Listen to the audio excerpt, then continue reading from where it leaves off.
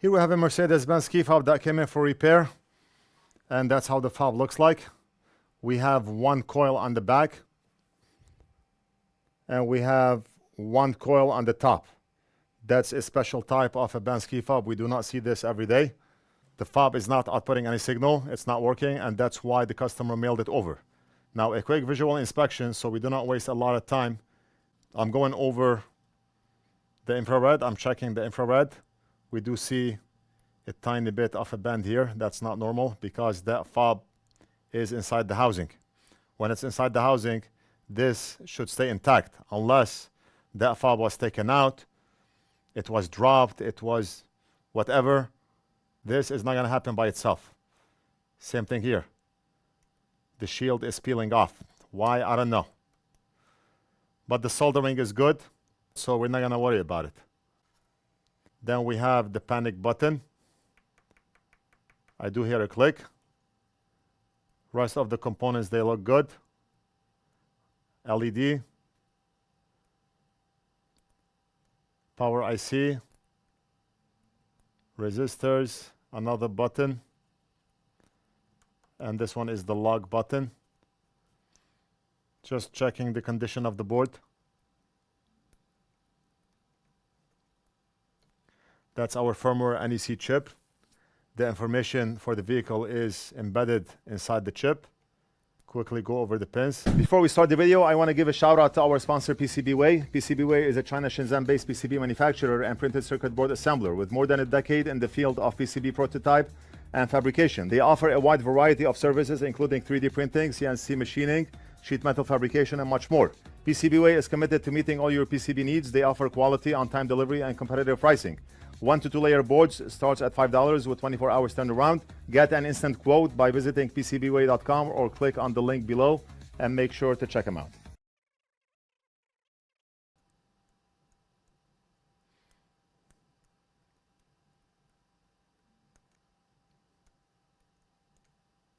That's the trunk button and the unlock button. We have an oscillator here. We have another coil here. No trace damage. The fob looks good for the most part. Physically, visually. We're gonna flip the board. We have another coil on the back. And I'm always checking if that coil is broken. We're gonna measure from here to here, make sure the coil is good. We're gonna do the same on the front coil.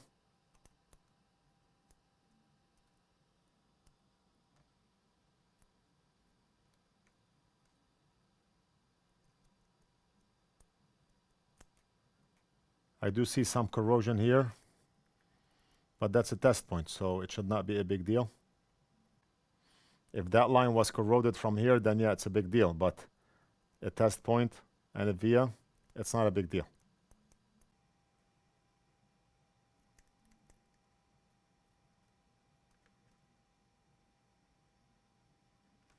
And I see something going on here. Look at this. That's not normal. The board does not come like this from the factory. Something was broken off here. Look at this. We got it. See?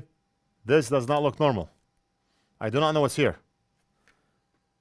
It's not a fob that we work on every day, and I do not know what's here. I do have donor fobs that we're going to look at and see if we can figure out what goes here. Is it a 3-legged component, 2-legged component? I don't know.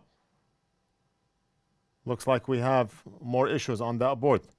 Something was here, between here and here. I can tell because the solder blobs on those pads are not empty by default. We can tell how they are tampered with, jagged. We can tell how the solder blobs. Look at this. The blob is flat from here. It must have been soldered to a component. And we have solder here. Flat from here, and we have solder here.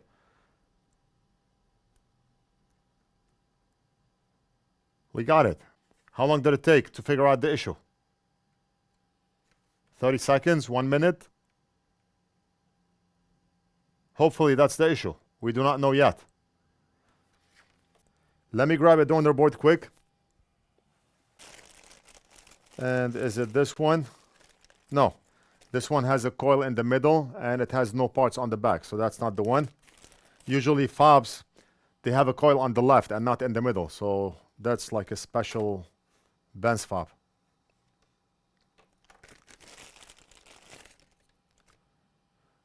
This one is different also.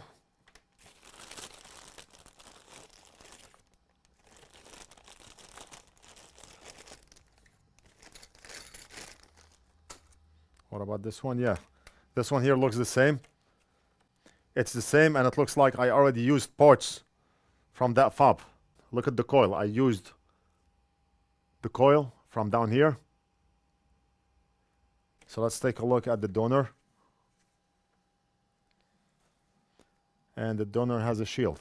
Let's remove that shield quick.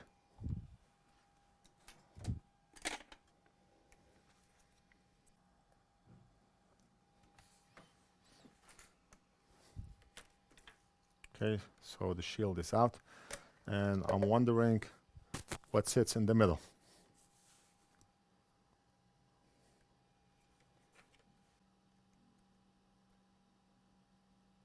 Okay, so we have the three-legged component is missing from here. We do have the diode. We have a missing three-legged component. 1, 2, 3. Those are empty by default. And it looks like we're good here. But what's here? 2 chips and an SMD component. 2 chips, SMD component. So we have a missing right there. This component is missing. So we have a missing three-legged component. This and this. We got it. Let's go ahead and remove the components from the donor and put them on the customer's board and see if that fob will work.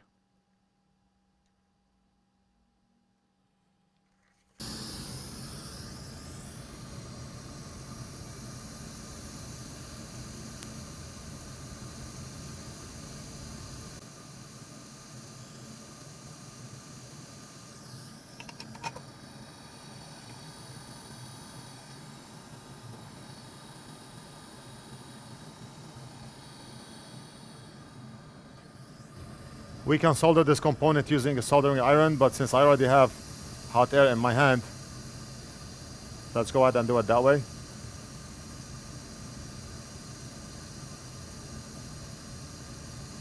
Those fobs are only 2 layers, so we have to be careful with how much heat we apply.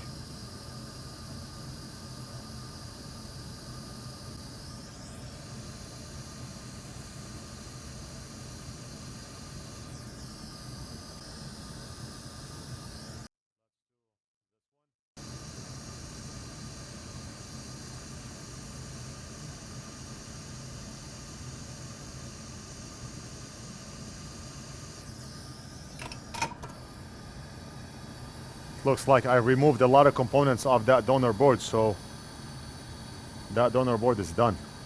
I'm still gonna keep it, of course, in case I need more components from it. But if you look here, the infrared is still usable. We removed the coil, and now we remove 2 components. Flip the board, we have a missing component here that we removed. So we use this fob to fix many other fobs.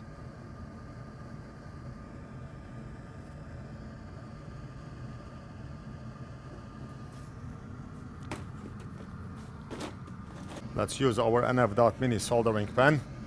If you are in the same type of business or you are doing this as a hobby, you can purchase all your tools from our site, including this amazing NF.mini pen, this amazing microscope, soldering station, hot air station, Flux, braid wig, tweezers, whatever you need. Just log into our site, NorthridgeFix.com, click on shop, add to cart, checkout, pay, and we almost always ship out same day. For all of you who have purchased from us before, you know how fast we ship. We do not just sell the tools for the sake of selling the tools. We use those tools on our bench.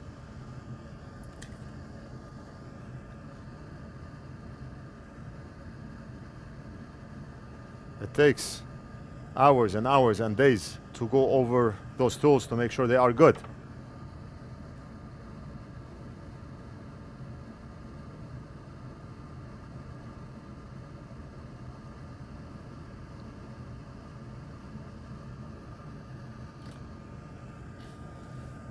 Now we have a lot of glare. That's why we're going to use our anti-glare light, the NorthridgeFix anti-glare light. And now we do not have a glare anymore. Look at this. And I cannot even put the brightness all the way up because everything is going to be washed out. But look at this. You do not even see that we have flux on the board. Let me switch back to the ring light. Glare, reflections. You can barely see what's going on. Anti-glare light. Wow. The difference is day and night.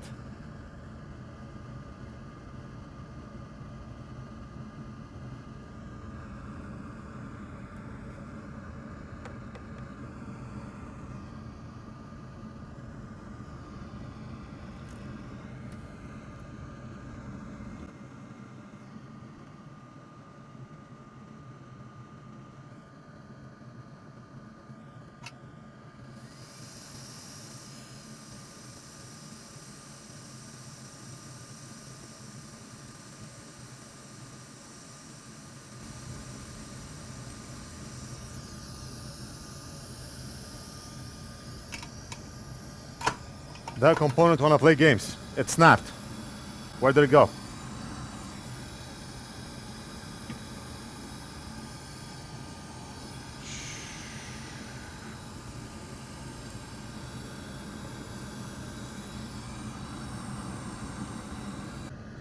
That component wanna play games.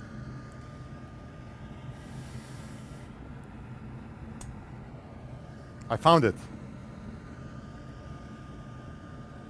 It tried to exit to the 9th dimension, but it was too big. Maybe if that component went on a diet and became smaller, that would have worked.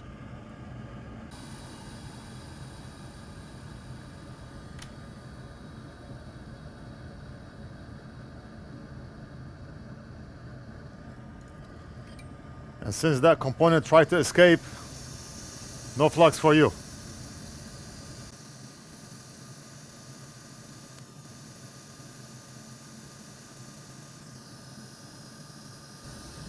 Beautiful. No flux. Stay dehydrated. I'll touch up on this guy because he was good. He did not try to escape. And we're gonna give him some flux to hydrate.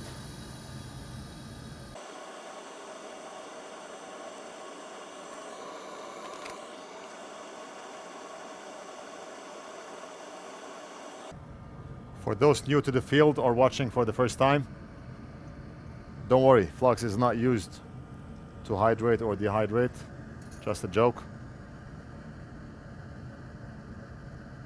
Because maybe the customer is watching and we got an email from him or from her, oh, why didn't you hydrate the other component? You did not complete the job. Now I do not know if the batteries are good or not, but we're gonna have to test. We finished our repair workshop today, the training workshop, and some of the stuff I put on the bench outside, like my multimeter and stuff like that. And students, they learned a lot. They learned everything I know, from A to Z, micro soldering and repair. They took 2 courses.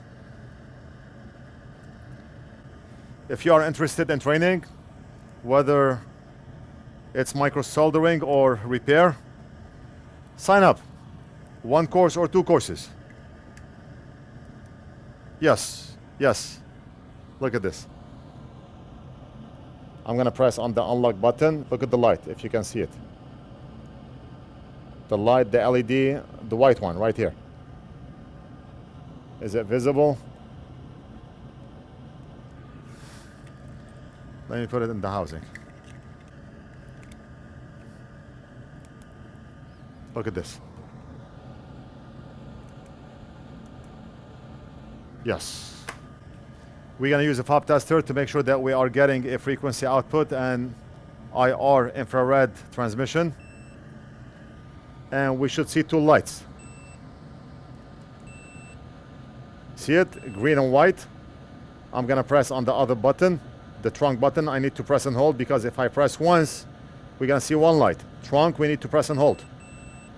Okay, lock button. Beautiful. and panic button. Press and hold.